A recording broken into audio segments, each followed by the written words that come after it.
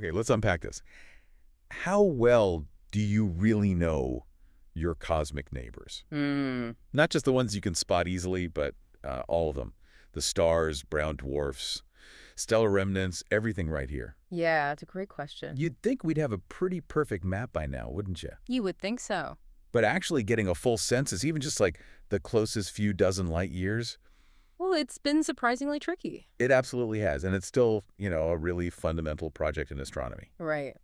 So today we're doing a deep dive into the latest big effort to map out that exact neighborhood. Okay. We've got some really interesting research papers and notes here, all focused around a brand new catalog, one that uses the power of recent sky surveys to try and get a much more complete picture, finally. That's right. So our goal here is to really understand the significance of this latest list, the fifth catalog of nearby stars, CNS5, right? CNS5. Yeah. We want to dig into how they put it together, what's actually in it, and what it tells us. Not just about the stars themselves, but maybe about the history and makeup of our own little corner of the Milky Way. Exactly. So let's start with the basics. When astronomers say nearby stars, what sort of scale are we actually talking about? It's all relative, isn't it? Oh, very much relative, yeah. In this context, for the census, nearby means within about 25 parsecs of the sun. Okay, 25 parsecs, and a parsec is, what, about 3¼ light years? Roughly, yeah, 3.26 light years.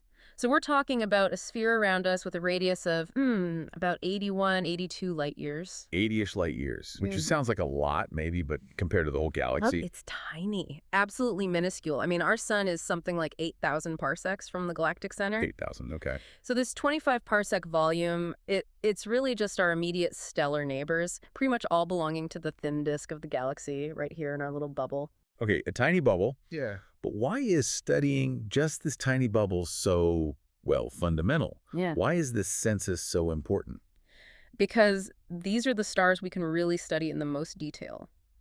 They're kind of the ground truth for understanding, well, the whole population of stars in the galaxy's disk. Ground truth, okay. By studying these nearby ones, we can measure things like their true brightness, their luminosity really accurately, without big distance uncertainties. Right. We can track their precise movements, which tells us about the local, dynamics of the galaxy, how things are moving around here. Makes sense. And all that helps us build models for like how different types of stars are distributed, the total amount of mass in our neighborhood.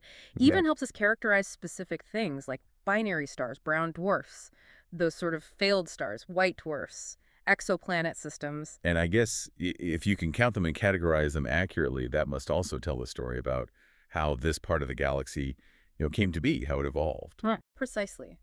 The kinds of stars you find, their ages, their chemical makeup, that gives you direct clues about the star formation history of the disk, like when were stars forming, how rapidly. Hmm. And their movements tell us how the disk might have gotten mixed up over billions of years. It's kind of like taking a core sample of the galaxy right here to understand its past. Right. Start with what's closest and easiest to measure properly. But even this easiest bit, this local bubble, it was historically really, really hard to catalog completely, wasn't it? Oh, incredibly difficult, yeah.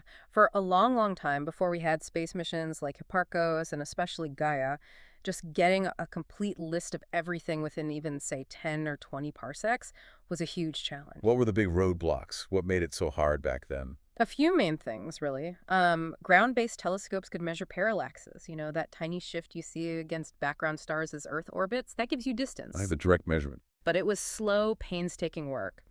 Really only practical for brighter stars. So the fainter stars, which are actually the most common type, these little M dwarfs, they were often missed entirely. Especially the really cool ones that don't shine brightly in visible light. Okay, so incompleteness for faint objects. Definitely. And then you had surveys looking for stars with high proper motion stars that seem to move quickly across the sky over time. Because nearby things appear to move faster. Exactly. That helped find candidates, but it biased the samples. You might find faster moving things, maybe miss slower nearby ones, or accidentally pick up halo stars just passing through. Ah, okay, bias. And for lots of objects, distances weren't from parallax at all. They had to be estimated kind of indirectly from their color and brightness or their spectrum. And that's just, well, it's much less precise. So it sounds like a constant struggle with missing stars and fuzzy distances. I know people have been trying to make these catalogs for ages, but the material here highlights one main series of efforts. Yes, the really key sequence comes from the Astronomisches Institute in Germany. Started way back with CNS1 Catalogue of Nearby Stars 1 in 1957. That covered stars within 20 parsecs. Okay.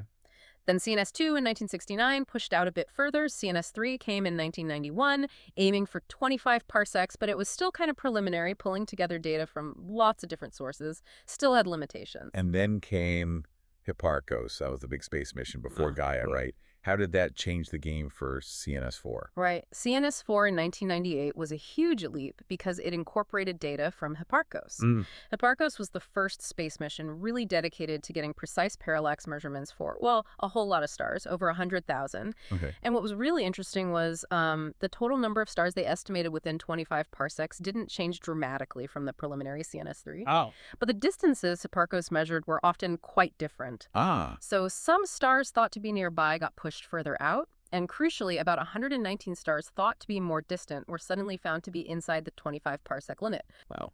Including, wasn't there one really close one they found? Yeah, exactly. One high proper motion star turned out to be only about 5.5 parsecs away, roughly 18 light years.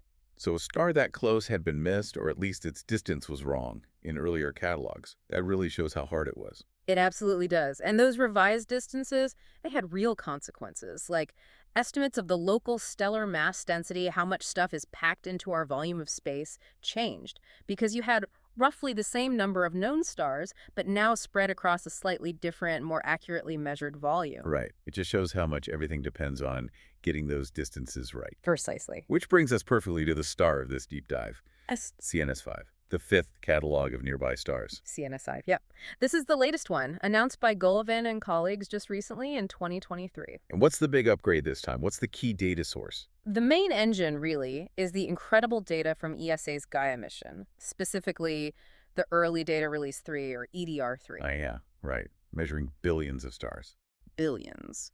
With just unprecedented accuracy for their positions, their parallaxes, so their distances and their motions. CNS5 uses Gaia's astrometric data, the positions and motions, and its photometric data, the brightnesses, for most of the stars in the catalog. Okay, Gaia's doing the heavy lifting. But I think you mentioned CNS5 isn't only Gaia data. That's a really crucial point, yeah. There's another big catalog, the Gaia Catalogue of Nearby Stars, or GCNS. That came out a couple of years earlier. Okay. And that one listed like over 330,000 objects out to 100 parsecs, based purely on Gaia EDR3. Whoa, okay. 330,000 out to 100 parsecs. That sounds much bigger. So why are we focusing on this smaller CNS5 just out to 25 parsecs? It comes down to completeness, especially for the really faint things. Huh. GCNS is amazing, incredibly complete for most stars up to a certain brightness, right? But it starts to become incomplete for the very faintest, coolest objects, things like brown dwarfs. And depending on exactly how the Gaia data processing works, it can sometimes miss very bright stars, or very red stars, too. So CNS5, by deliberately focusing on that smaller 25 parsec volume, makes a specific effort to be as complete as possible across the board for all kinds of objects in that volume. Okay. It takes the Gaia data and then it supplements it. It adds in information from other surveys, specifically looking for those faint, cool brown dwarfs that Gaia might miss or not measure as well. Got it. So CNS5 kind of trades volume for depth, Yeah. aiming for maximum completeness for those really hard to find faint neighbors right next door. Exactly. That's the key idea. So how do they actually achieve that? How do they find those ultra cool faint objects that are maybe below Gaia's main limits? They pulled in data from specialized infrared surveys, both ground-based and space-based. Infrared, okay. Because cool things grow in infrared. Precisely. These surveys are designed specifically to hunt for and measure the parallaxes of ultra-cool dwarfs. We're talking objects fainter than typical M stars, going down into the L and T spectral types. Those are brown dwarfs. So they included data from things like the Hawaii Infrared Parallax Program and also observations from the Spitzer Space Telescope. Okay, so they used Gaia for, let's say, the brighter and medium faint stuff, and then they specifically targeted the really dim, cool objects with these dedicated infrared programs to fill the gaps. That's pretty much it. And this extra data, the supplementary data from the infrared surveys, is thought to be statistically complete within that 25 parsec range for these specific ultra-cool types, down to about spectral type T8. T8, wow. That pushing much further down into the brown dwarf realm than previous catalogs, I assume. Oh, definitely. It's a big step in completeness at the low mass, low temperature end. Okay, so let's get to the numbers. What's the final tally? How many objects are actually listed in this comprehensive CNS5 catalog within that 25 parsec limit? The total count in CNS5 is 5,931 objects. Okay, just shy of 6,000 objects we can now confidently say are in our immediate backyard. What's the breakdown? What are they? So, of those nearly 6,000, the vast majority, 50 to 30, are classified as stars. Stars. Okay. Within that, 946 are main sequence stars, like our sun, but mostly, smaller red dwarfs. Right. Then there are 20 red giants in that volume, and 264 white dwarfs. Those are the dense remnants left behind when sun-like stars die. Okay. And the rest? That leaves The remaining 701 objects are brown dwarfs. 701 brown dwarfs. That seems like a lot. Yeah. Really shows the impact of adding that extra infrared data, doesn't it? It absolutely does. It really boosts the numbers for those substellar objects. And if you plot these objects on a color magnitude diagram, basically plotting brightness against color using the Gaia data and infrared data from WISE, Yeah. you can just see this beautiful sequence, starting with the main sequence stars and stretching right down through the much cooler, fainter brown dwarfs that were so much harder to pin down before. That's cool. But, okay, having the raw numbers is great, but you mentioned completeness.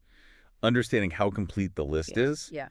that's crucial for actually using it scientifically, right? Right. Why is that so important? Yeah, it's absolutely key. Because if you don't know how complete your sample is, like what fraction of the actual objects you think you've found, you can't accurately calculate really fundamental things. Like what? Like the luminosity function, how many stars there are at different intrinsic brightnesses, or the space density, just how many objects per cubic parsec are actually out there. If you're systematically missing, say, faint red objects, your whole picture of the neighborhood gets biased. All right, you'd underestimate the commonest stars. So Ugh. how did they figure out the completeness level for CNS5? They used a statistical method. It partly relies on assuming that within this relatively small 25 parsec volume, the stars are distributed pretty uniformly in space. Is that a safe assumption? It's reasonably safe here, yeah. Mainly because the nearest big star cluster, the Hyades, is actually just outside this 25 parsec limit, so you don't have a huge clump of stars skewing the local counts. Okay, no big clusters inside the boundary? Right. So by comparing the population they did detect to what you'd expect based on that uniform distribution assumption, they can estimate down to what brightness level they think they're finding pretty much everything. And what did they find? How deep does CNS5 reliably go?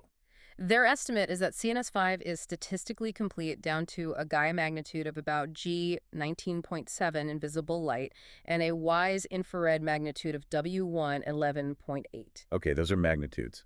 What does that mean in terms of actual objects? In terms of spectral types, it means they think the catalog is complete down to objects as cool as type L8. L8. Yeah. So well into the brown dwarf sequence, but maybe not quite to the very coolest T and Y dwarfs. Exactly. Getting very deep, but maybe not all the way to the bottom of the brown dwarf range, especially at the edge of the 25 parsec sphere. Okay, so with that level of completeness down to L8, what did they calculate for the actual number densities? How crowded is our neighborhood? Based on CNS5, the total stellar number density comes out to about, let me check the number, 7.99 times 10 to the minus 2 stars per cubic parsec. So roughly 8 stars per 100 cubic parsecs. 8 stars per 100 cubic parsecs. And the really key finding here is the sheer dominance of M dwarfs. Those cool, faint, red, low-mass stars. Yeah.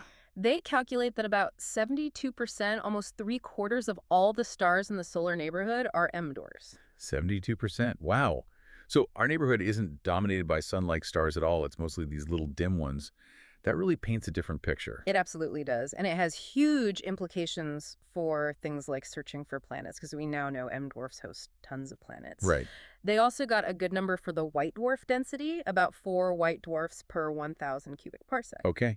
And you said earlier that the white dwarfs can tell us something about the history of star formation.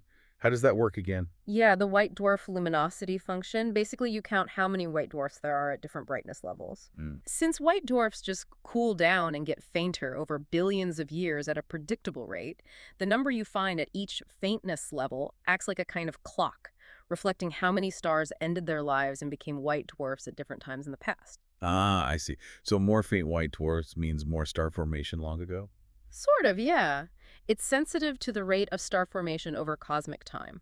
So a really accurate white dwarf luminosity function, which you can get from a complete sample, like CNS5 aims to be, can actually reveal bumps and dips, periods of higher or lower star formation activity in the galactic disk's history. That's amazing. You're literally reading the history of star birth by counting the stellar remnants. It's a really powerful tool, yeah. And another thing this completeness helps with is figuring out the ratio between stars and brown dwarfs, right?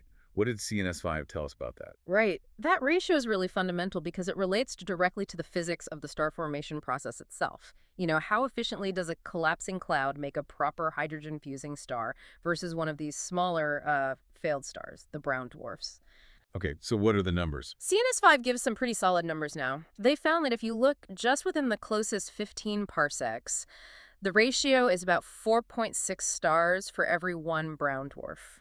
Okay, about 4.6 to 1, closer in. But then, if you look at the entire 25 parsec volume covered by CNS5, that ratio actually increases. It goes up to about 7.5 stars per brown dwarf. 4.6 to 1 nearby, but 7.5 to 1 over the whole volume. That's quite a jump. What does that difference mean?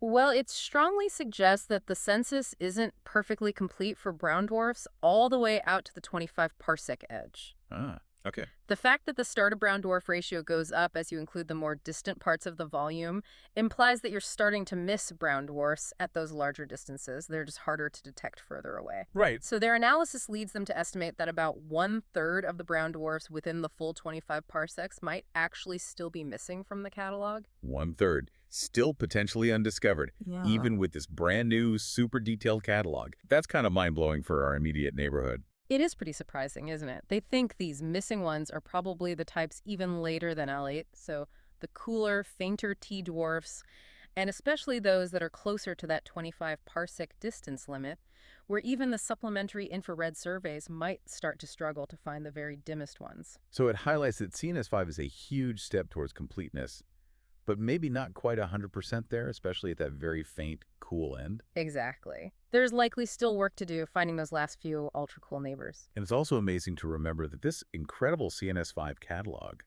is based on just the early Gaia data, right? Only the first 34 months. That's right. Gaia EDR3 used 34 months of observations, and Gaia has actually been scanning the sky for a full 10 years now. 10 years. Yeah.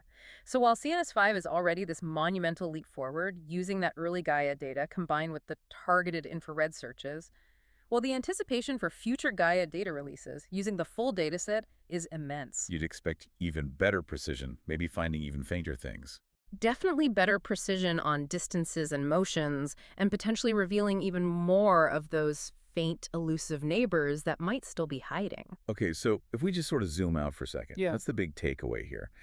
We've gone from these early, quite incomplete lists compiled painstakingly over decades to CNS5, which gives us this incredibly detailed, almost complete picture of, well, pretty much everything within about 80 light years of the sun. Yeah, it's a massive step. Yeah. We've really solidified that picture of our local neighborhood being dominated by these small, cool M dwarfs. 72% stars, yeah. We've seen how we can use the population of white dwarfs, these stellar remnants, to actually probe the star formation history of our part of the galaxy. Right, reading the past. And maybe the most surprising thing is this strong hint that even in this really well-studied nearby volume, hundreds of brown dwarfs might still be lurking undiscovered. It really is remarkable, isn't it, that even our most immediate cosmic surroundings still hold secrets like that. It keeps astronomers busy. So here's a final thought then. If CNS5 suggests we could still be missing maybe a third of the brown dwarfs right here within just 25 parsecs, what does that imply about the truly vast numbers of faint, cool, low-mass objects?